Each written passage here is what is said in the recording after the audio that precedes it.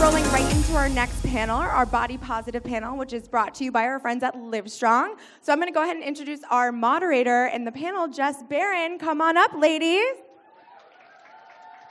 Music up, music up.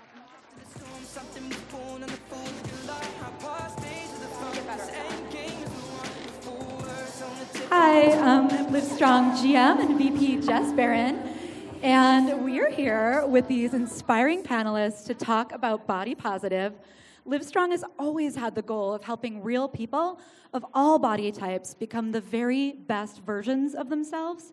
We're the #1 healthy living site with 32 million people visiting us every month for motivation, recipes, and tips on wellness. So I have a question out there for those of you in the audience before we get started. How many of you out there have ever had a moment when you've not felt so good or so positive about your body?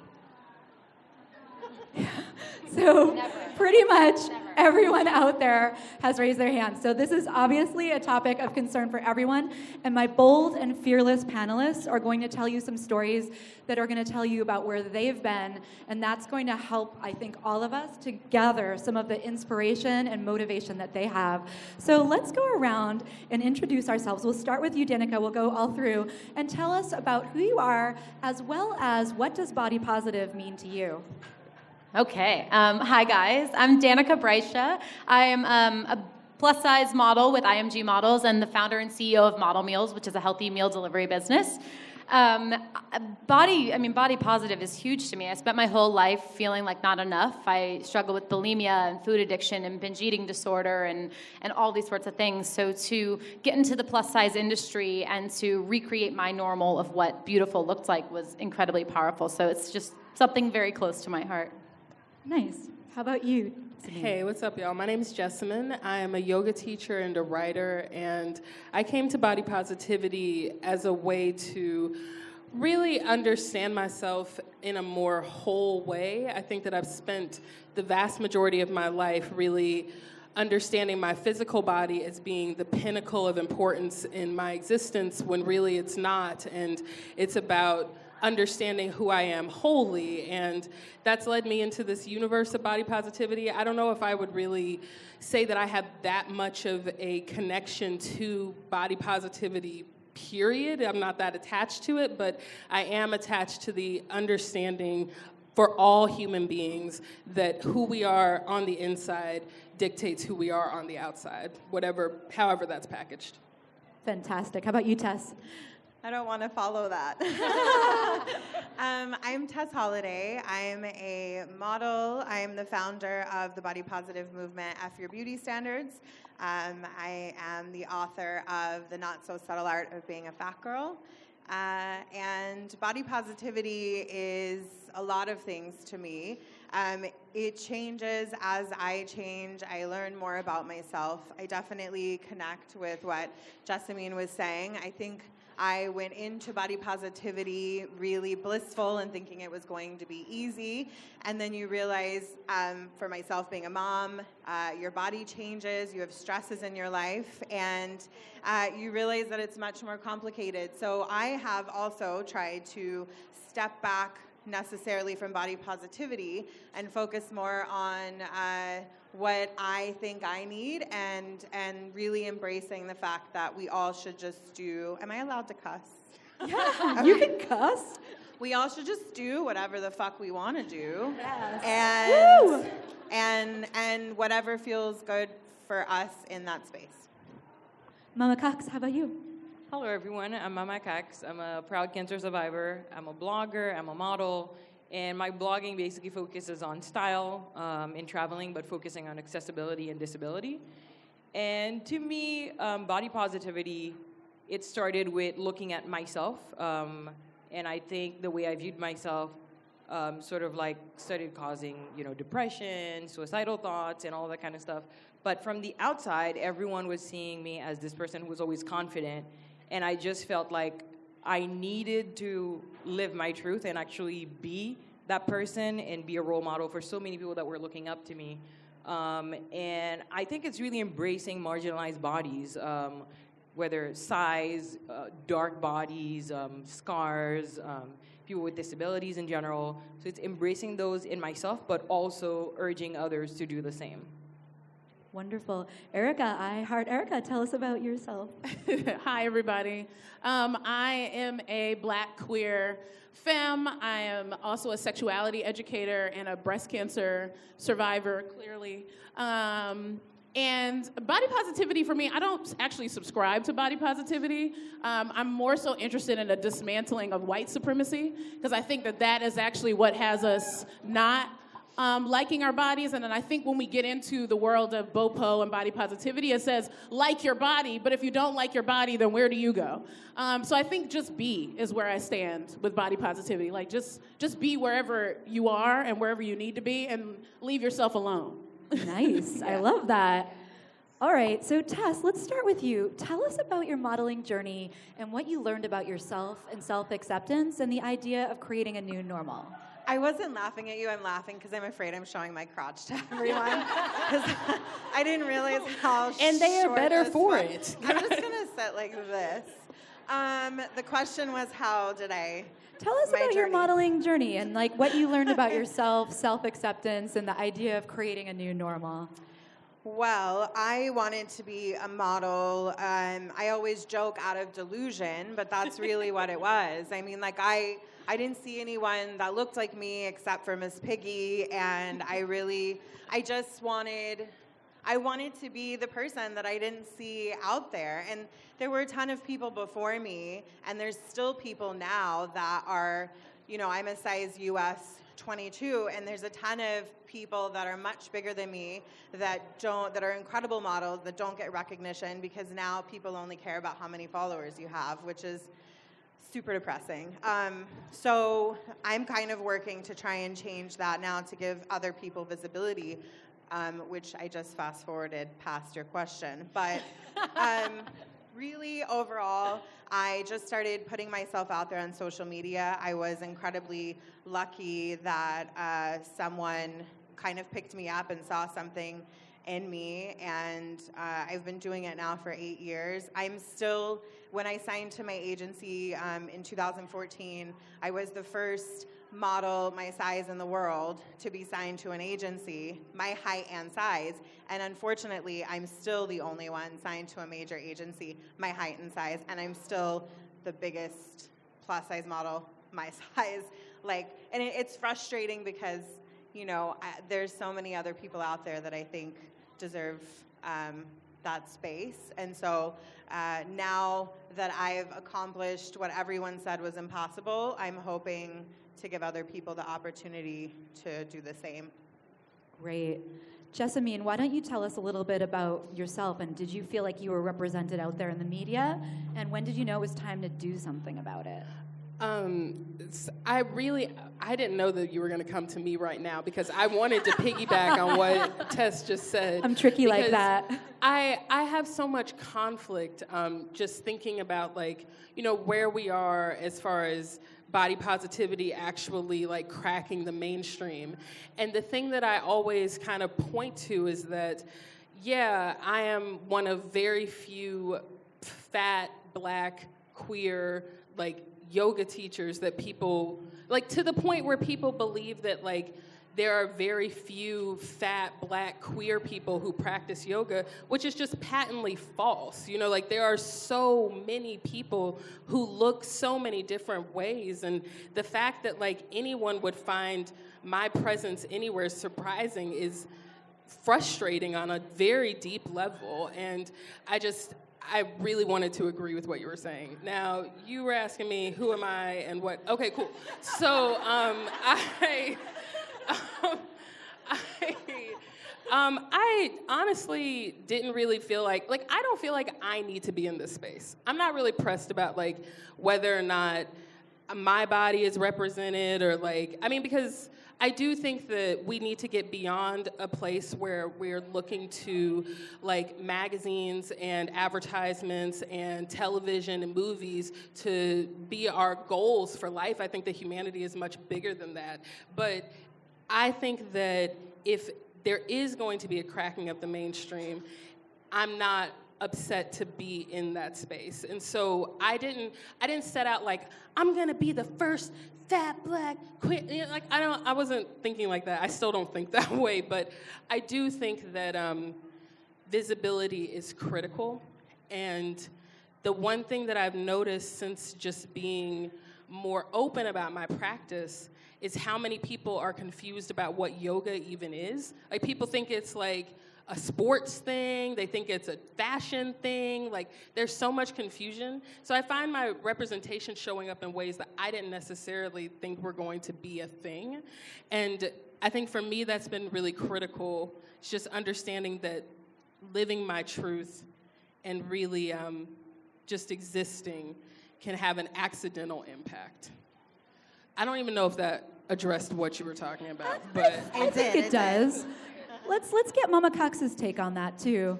Mama Cax, when did you feel like you were represented out there in the media and the modeling world, and how did that feel to you when you took a step in the direction of modeling? Sorry, can you did you feel that you were represented out there in the modeling world? Did you see other people like you? And when you stepped out there and became a model, when did you feel it was time to do that? Short answer, not at all. And even in social media in general, because I remember the very first time so some background story, in college I used to have a cover over my prosthetic to kind of like hide it completely. And my goal was to always, conceal it so that no one knew that I had a prosthetic leg.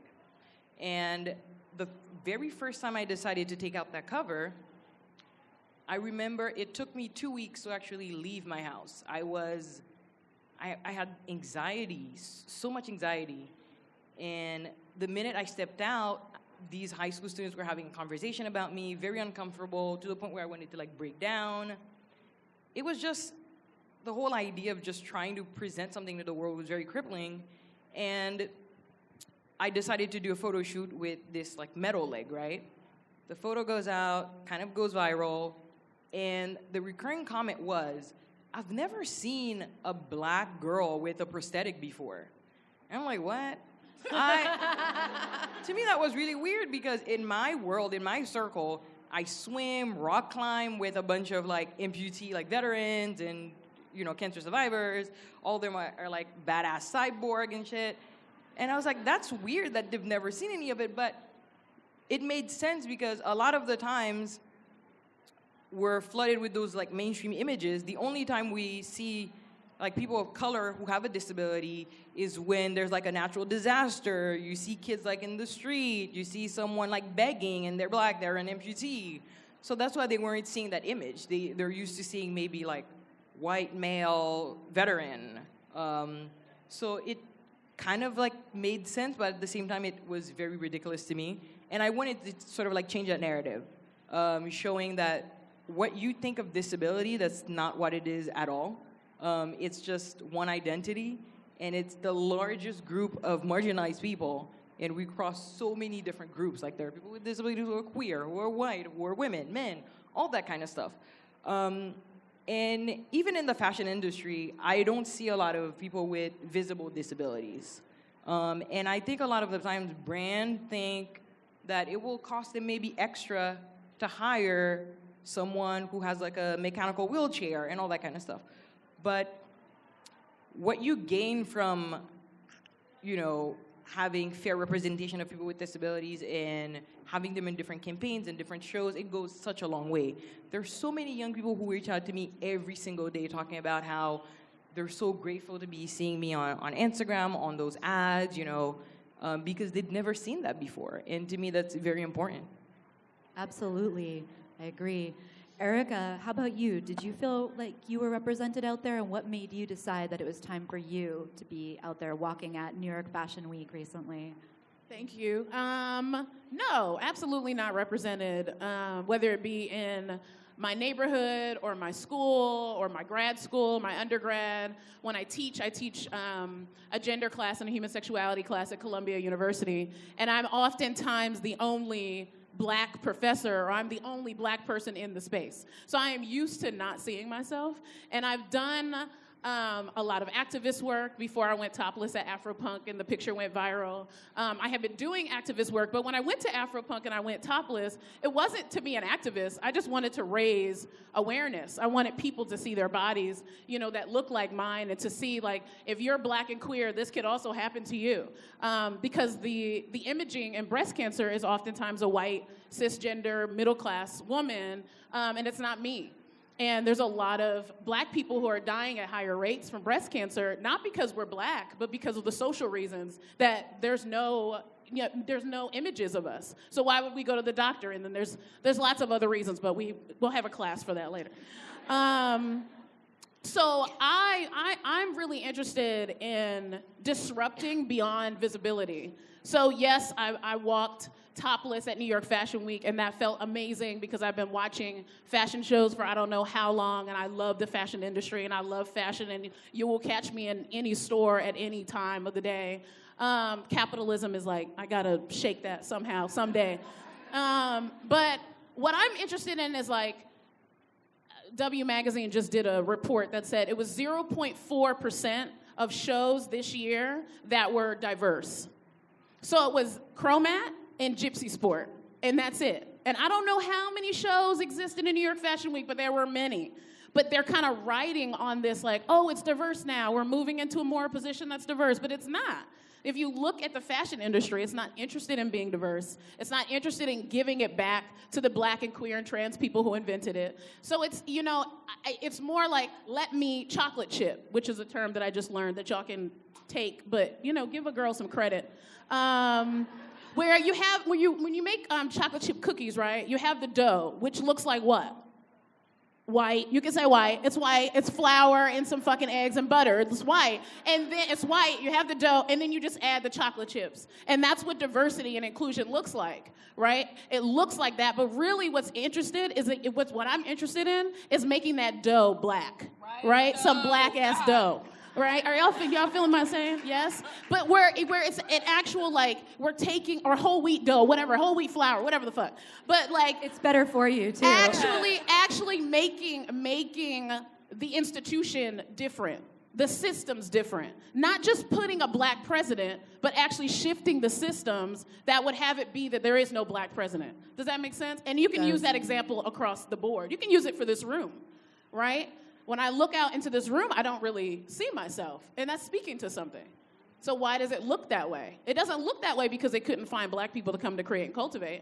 It looks that way because of the institutions that say only some people can come to Create and Cultivate. And I mean that as a critical way to look at this. I love y'all. Don't feel no way, no shade. Don't shade me. Do not tweet me and all that kind of stuff. No.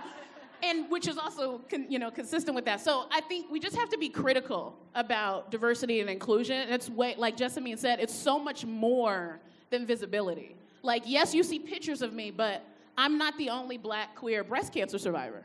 You see pictures of me because I'm pretty. Yes, I know that.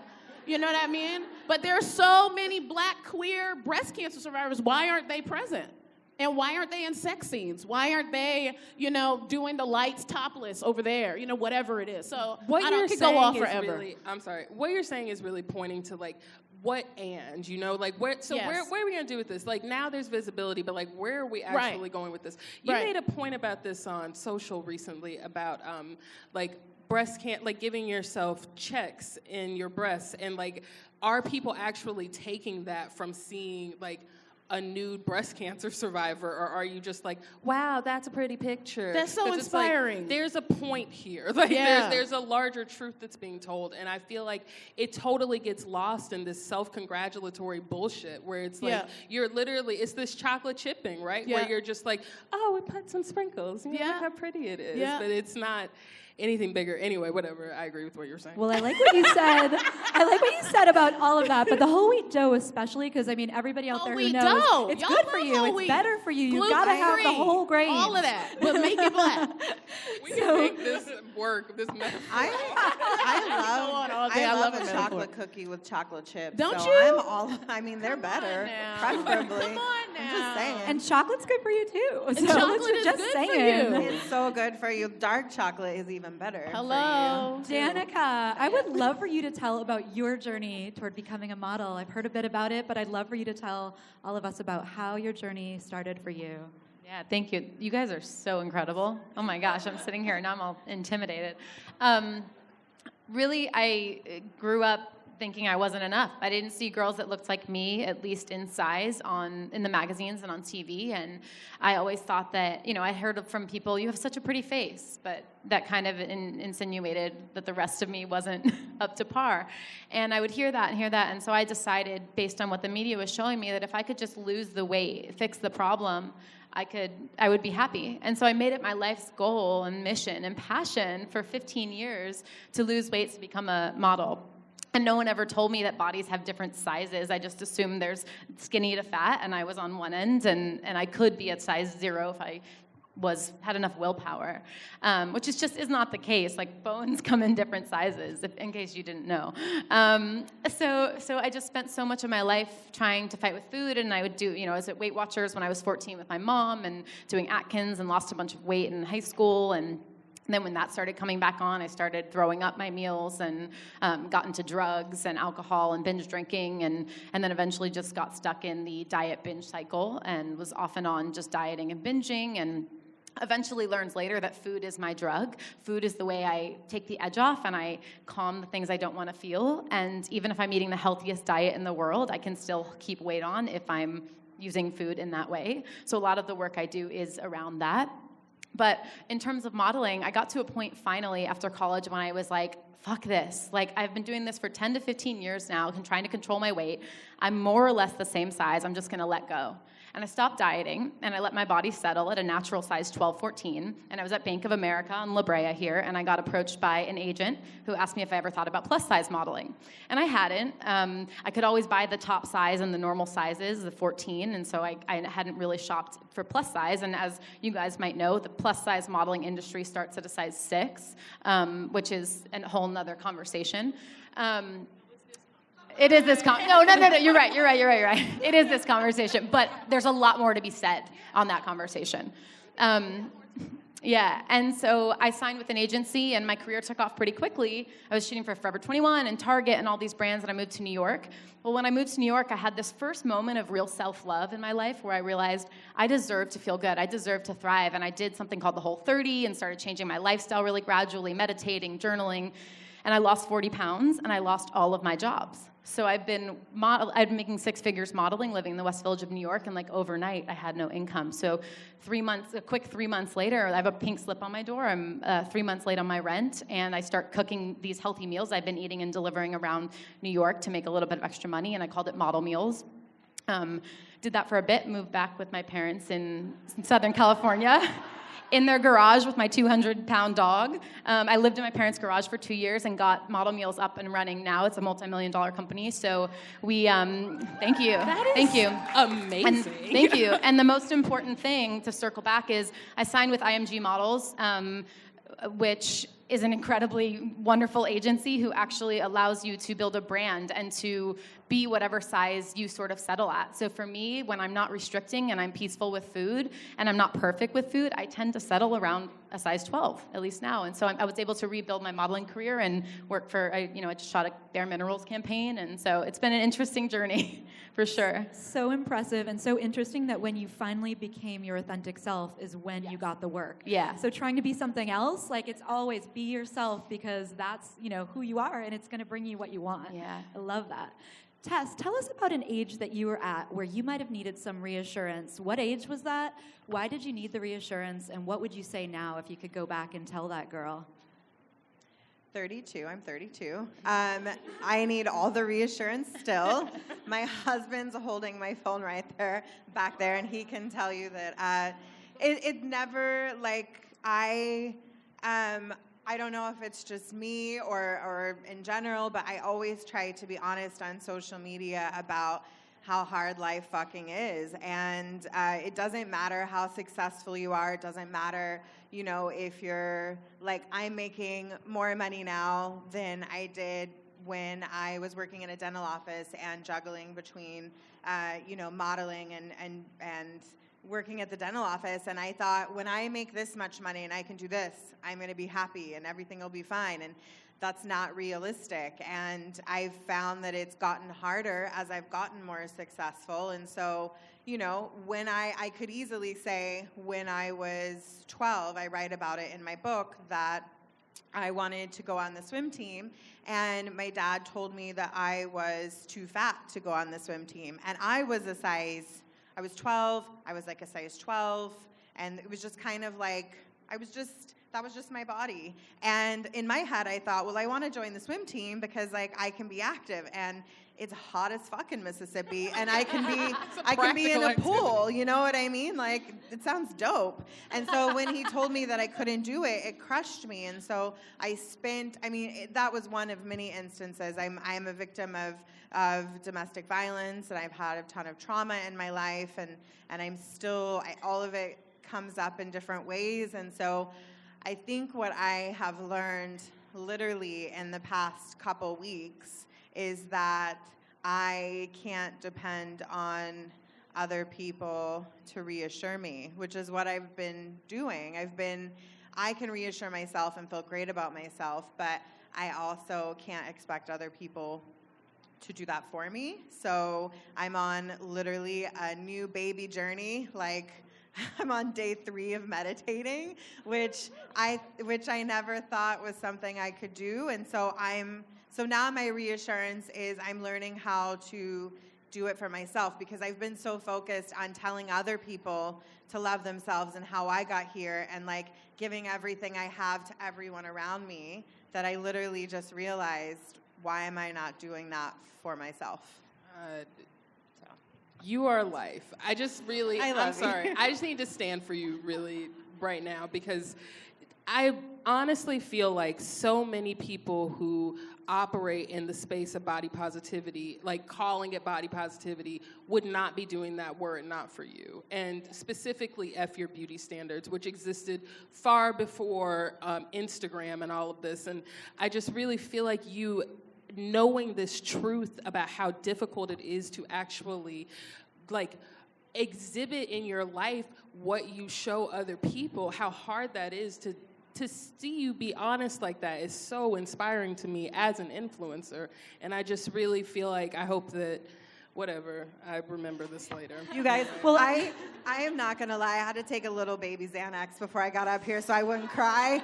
And now I'm trying not to cry. My publicist is going to murder me in the back. But this is probably my favorite panel that I've ever been on, because everyone that I'm surrounded with has inspired me throughout the years. And so thank you, really. I know that we still have to talk, but thanks. So great to hear. And Jessamine, I wanted to ask you, what was the greatest challenge that you had to overcome to achieve self-acceptance?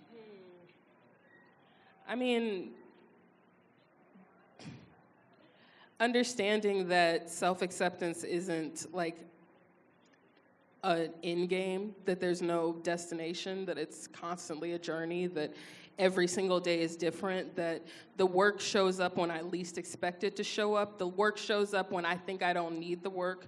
The work is happening when I'm in public, when I am judging myself, when I can't allow myself to eat certain things in front of people, even now, when I feel uncomfortable wearing certain clothes, knowing that that kind of dialogue with myself is never going to end.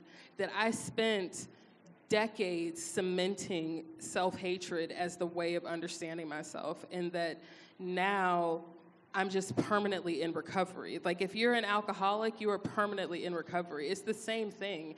And understanding that and really being compassionate toward that reality has definitely been the hardest work for me, for sure. That's really helpful over here to hear, and I'm sure it's helpful for a lot of you out there. Mama Cax, can you tell me about the first ever White House fashion show and tell us what it was like to walk at that? Oh yeah, that was surreal and very incredible. And that was during the Obama administration. Yes, it was. Just clarifying. So I basically got an email asking if they could share my info with the White House. I was like, yeah, sure. And then I get this call from a block number. I was like, this must be the White House. So apparently they were doing this, the first ever fashion show at the White House, and it was focusing on kind of like accessible design, prosthetics, and just really inviting brands that were focusing on making designs more inclusive to like people with disabilities. So I arrived there and met so many amazing people, like activists, models in general, and just people who basically did not feel represented, but took it upon themselves to like create products to make life easier for people like them in general. So for me, I was showcasing, my All L's leg covers, and I have like maybe 20 of these that I can kind of like take off, put on, depending on what outfit I'm wearing. So as you can see, this one matches my shoes.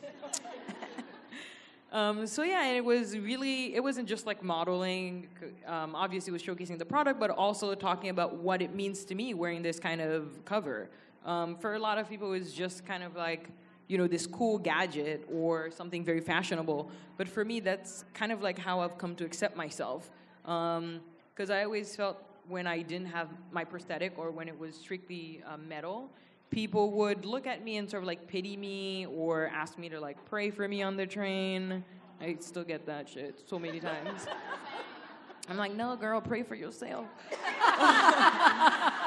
But yeah, so I just feel like when I started wearing my covers, the question was not, oh my God, what happened? It was, oh, wow, that's such a cool cover. What design is on here? And then I kind of like, if I felt like it, I went on like explaining how many I have and all that kind of stuff. So it definitely changed the focus on my interaction with so many people. And it made me such a confident person too, because I was like, I look cool and I'm just gonna walk like I'm cool. But reality is, a lot of the times I don't feel confident. And it kind of pains me that a lot of people who do follow me on social media feel like that I've figured it out or that there's a formula to loving yourself or accepting yourself. But frankly, there are some days where I'm in bed and I have to charge my leg every night. So it's like in the corner, plugged in, and I'm just having like an out-of-body experience and thinking, this thing belongs to me and I have to wear it to go out today. And it just seems like labor and just emotionally draining sometimes. So, and I think like Ericka mentioned, like self-love is not, it's not going to be 100%. It's not from point A to point B. It's a journey, and that's something that I'm still trying to figure out most days. But yeah, to go back to the White House, it was a really great event. I'm think so jealous. You met Obama. Yeah, I kind of like sidetracked there. But yeah, it was just amazing to see at that point that we had an administration that was focused on disability rights in general. And this was one of the events that kind of like showcased that in general. Fantastic. Your stories are so inspiring, and I have so many more questions for all of you. I think we make some really good dough here, cookie dough, but I wanted to give the audience out there some chance to ask questions. I'm sure you guys have questions, so raise your hands if you do, and we will make sure. I see you up over there with the yellow scarf. Do you want to ask? Do you have a microphone? You're going to have to be really loud. Come up closer, or maybe there's a mic out there for you.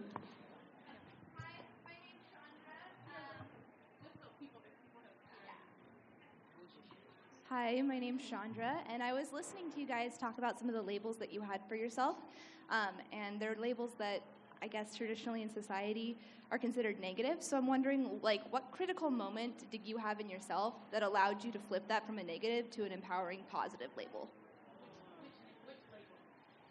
Whatever you feel like. I suppose it could be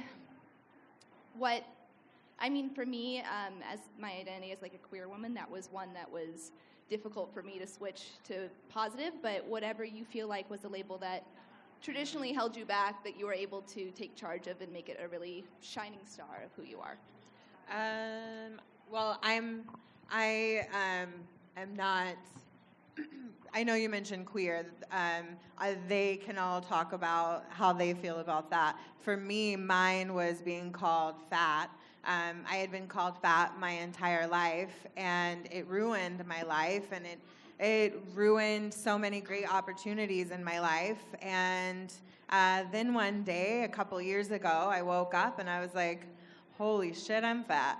You know, like, I am fat. So, like, why am I trying to fight it? Like, why am I trying to make this a bad thing?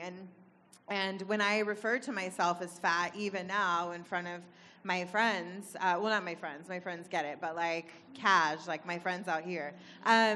Some people, like, you can tell they get like tints in their chest and they're like, no, you're not fat, you're fluffy. And I'm like, no, I'm fat, like I'm fat, and I get it, and it's fine, and that's why I chose to put it in my book title, and people were uncomfortable on my book tour saying, you know, you could kind of tell that they didn't want to say it, and I think that there's obviously always going to be words that we should not say, and that there are things that we shouldn't reclaim that are associated with there's hurt for you know, people of color and marginalized groups, and I get that. But if it's a word that describes you and that you choose to embrace and makes you feel powerful, and you can dismantle the hurt from it to help yourself and hopefully educate others, then I think why not? To piggyback off of that, but then also to sort of like, something that kind of gets me about the original question is this idea of like the words being negative, right? So like, I feel like the word that I would always think of for this particular answer would be fat for me. But whenever, I really appreciate that queer was the example, because I was like, well, fuck, that's a boulder to get over if you're feeling like this huge aspect of yourself that there'd be anything negative about that, you know? And I feel like this is, which I'm not saying this like, oh my God, I can't believe this case, obviously, but I feel like this is pointing to a much bigger thing in our society where anything that makes us different is bad. Anything that makes us like, you know, unique or even just, I don't even think it, because then what is unique, you know? I think that for me, understanding that who I am can't be defined by other people, that helps to take the ammunition out of these guns of words. Because like the word fat is a descriptor, you know, like it's an adjective. It just means large. It doesn't mean it doesn't mean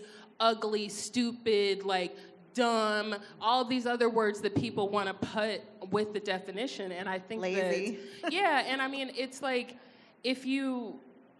these same ideas of like ugly, stupid, whatever can also be attached to people for a very long time attached them to being black, so that now like people want to talk about celebrating blackness and like Wakanda forever and whatever the fuck, but like this is a very new thing, because up until even like 10 to 15 years ago, you could have credibly made that argument. I mean, I don't even think, I'm sure there are people who, maybe I'm walking down a road that I don't want to walk down. I really feel like this is pointing to something much bigger, the idea that anything that differentiates us is bad. And the things that differentiate us are what make us so amazing. Like everything, as every story up here has demonstrated, like who you are is all that matters, who you truly are. Whatever, I could rhapsodize about this forever. That was beautiful, and I think that answers the question. Mama Cax? Yeah, so I kind of really wanted to answer that question, because for me, I'm from Haiti, and I grew up in Haiti, in the Caribbean. And in Haiti and a lot of countries that are similar, you almost do not see people with disabilities in society, right?